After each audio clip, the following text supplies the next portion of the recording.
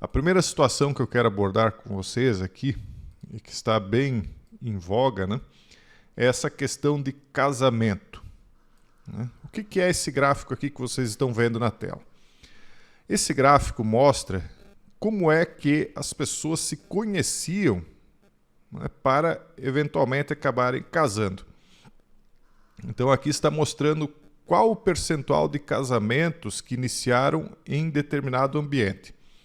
Na década de 1930, 22,62% dos casamentos começavam em ambientes familiares, quer dizer, eram famílias que conviviam entre si. Digamos, eu tenho os meus filhos, eu tenho o meu círculo de amigos, 4 ou 5 amigos com quem eu convivo, né, com a minha esposa, 4 ou 5 casais. Esses 4 ou 5 casais são amigos, fazem um churrasco no final de semana, jogam baralho, jogam dominó, antigamente era assim, né?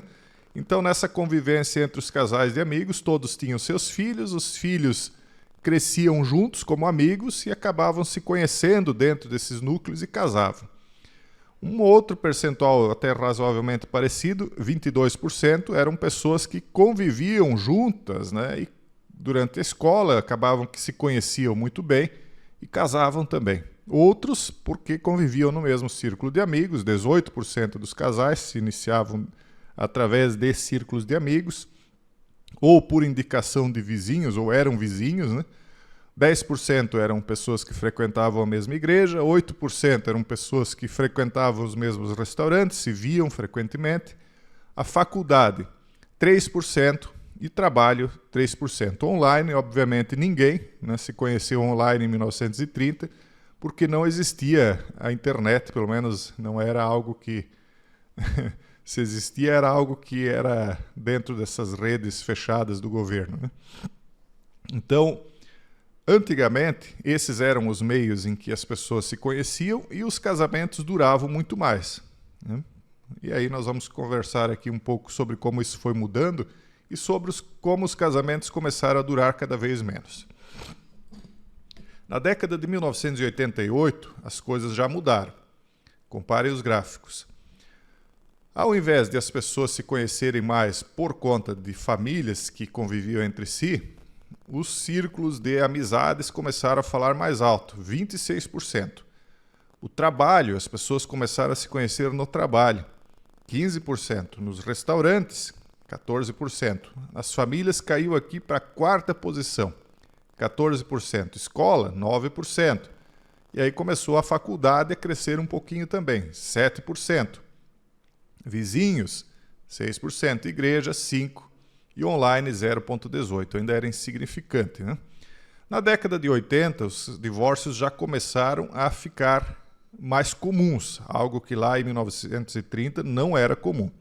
Na década de 80 já começou a ficar comum, mas ainda não era algo assim que era abundante. Principalmente nos municípios mais de interior, quando alguém se divorciava, era comentário por um ano, né? Ó, fulano se divorciou, então se falava por um ano daquele único divórcio que tinha acontecido. Mas já estava começando, né?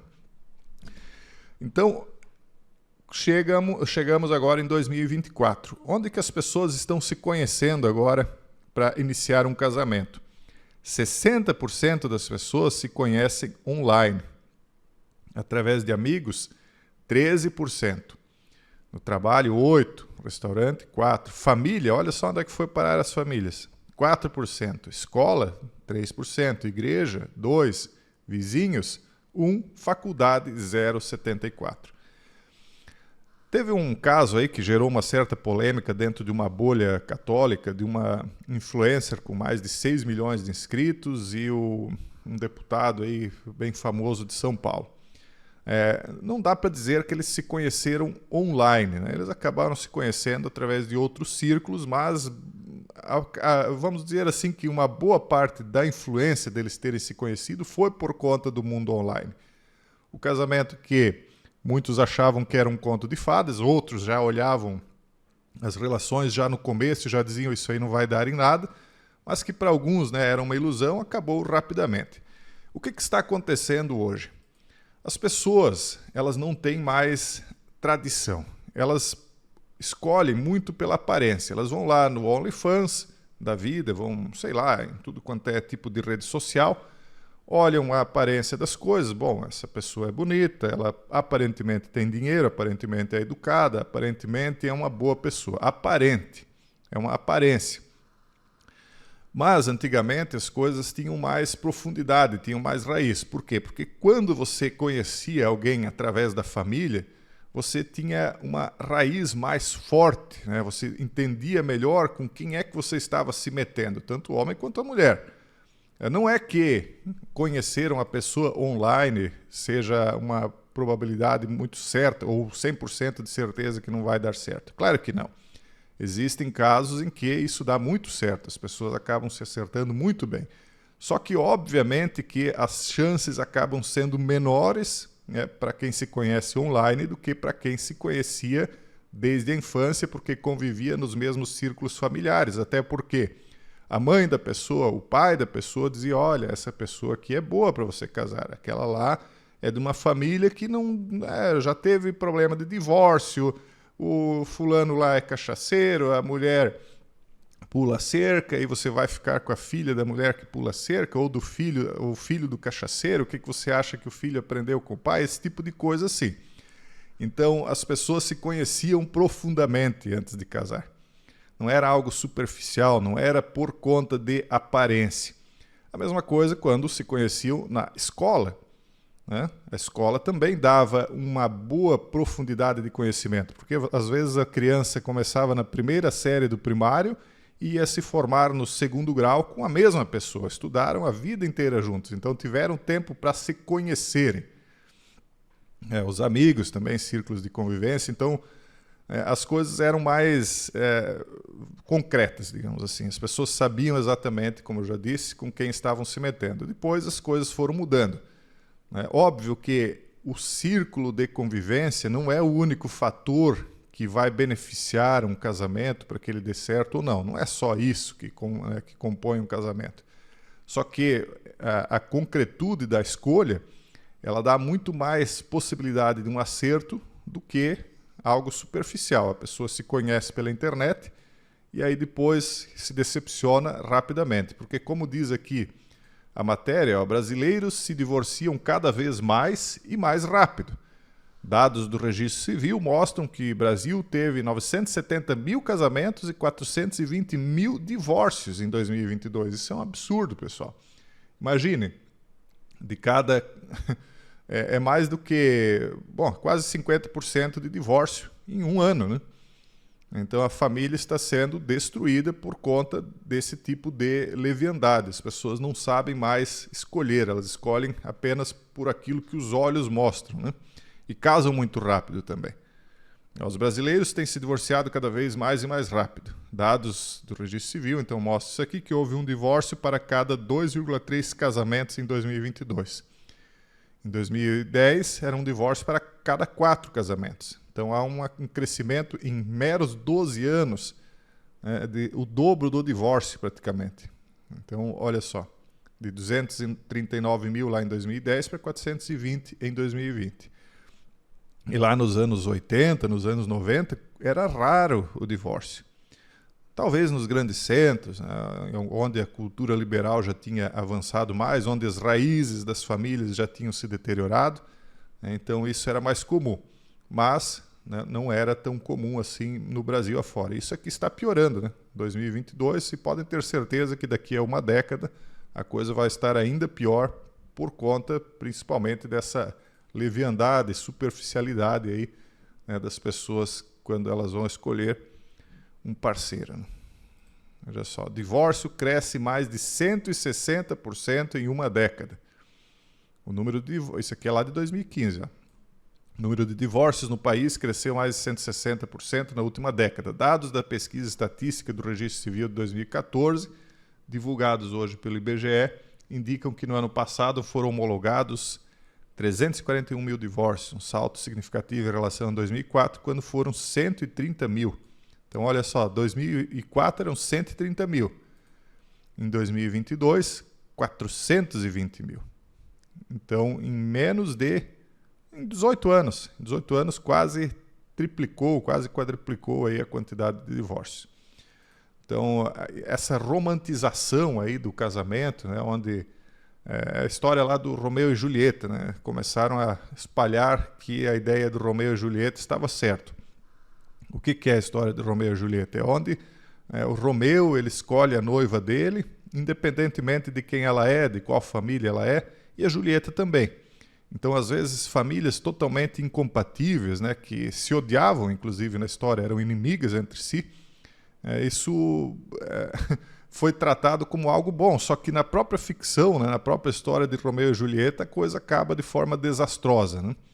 Aí então se pinta que não, porque se as famílias tivessem deixado Romeu e Julieta seguirem o seu curso, eles teriam tido um bom casamento, a coisa teria dado certo. Então a romantização, a idiotização, na verdade, de algo muito sério que é o casamento. Uma união para a vida inteira não se faz assim de qualquer maneira, né?